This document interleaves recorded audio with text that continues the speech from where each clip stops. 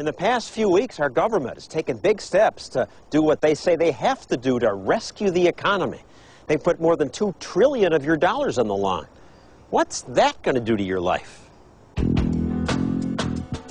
Our entire economy is in danger. Politicians and pundits say it's the worst financial crisis in decades. Fear taking hold of the financial markets today. The cause, say the presidential candidates, greed and lack of regulation. They said they wanted to let the market run free, but instead they let it run wild. Democrats say it's the administration's fault. Deregulation and failure to regulate has been one of our major problems. That was the Bush view. Don't regulate anybody. Bush removed all the regulations and let these people run wild. That claim is absolutely false. Jonathan Macy teaches corporate law and finance at Yale.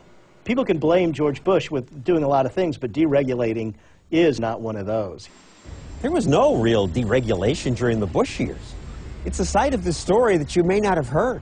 Many experts say that today's problems were caused by too much government meddling, not too little. Historically, responsible homebuyers and shrewd banks bargained until they found common ground.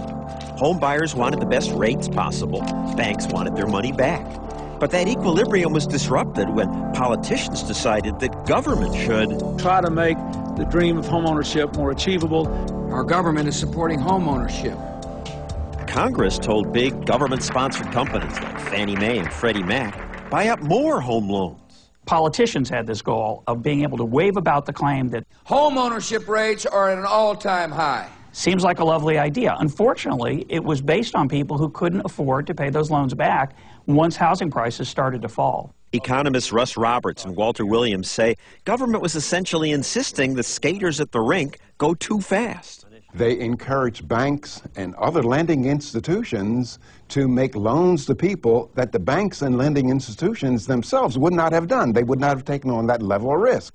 They would have said, give me a down payment. I want to check your credit. That is absolutely right. 20% down. We're going to check your credit. There's not going to be any liar loans or no-doc loans. All these things happen at the insistence of Congress. Homeownership is very important. Congressman Elijah Cummings says government should encourage home ownership. Government was saying loan more to people with no credit. Their government went beyond where government should have gone. That candor's refreshing. Until recently, politicians were cheerleading for Fannie and Freddie. These are sound. These institutions are in sound shape. Things are good in the housing market. I think we see entities that are fundamentally sound financially. Now that the music stopped and the bubbles burst, mortgage foreclosures reach an all-time high. Are the politicians saying, sorry, we made a mistake? No. Now they tell us government must do more. The federal government must implement a program. That's very much like you see a building on fire. Would you call the arsonist who created it to help you put it out? No, you wouldn't. But we're calling on Congress that created the problem to help us solve it. Congress passed a bailout bill to buy up those toxic assets and prop up shaky banks.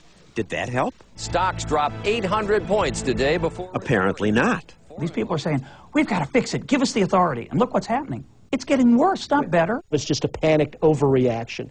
Without a rescue, we were told, America will spiral into another Great Depression.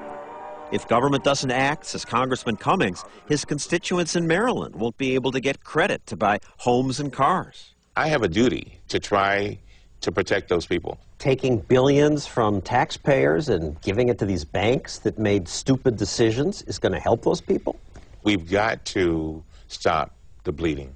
But wait a minute. Actually, I can have an approval decision for you in just a few minutes. We hear that credit's locked up, things frozen, but you can go out now and get a loan for a house if your credit's good. Refinance with Lending Tree. Are you sure it's right for the government to do something? Maybe the government should do nothing. Well, the problem the market is handle. We can't afford to continue to do nothing. But bailouts just encourage more reckless lending and will prolong the crisis, say Roberts and Williams. The problem is when you start saying, nobody can make a bad decision. We'll always take care of you. They say these companies are too big to fail. No company is too big to fail. Business failure is just as critical to a market system as business success. It tells people that you're doing the wrong thing. There would still be pain, they say, job loss, credit problems. But maybe it would be smarter to take our lumps now and get it over with. We created a housing bubble, and it's time for the bubble to break.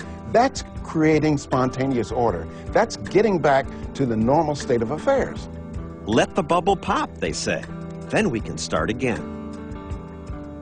When 2020 returns, they're waiting for Washington to help. They're not. They build 70 homes quickly, while you bureaucrats fiddle. More of John Stossel's politically incorrect guide to politics, next.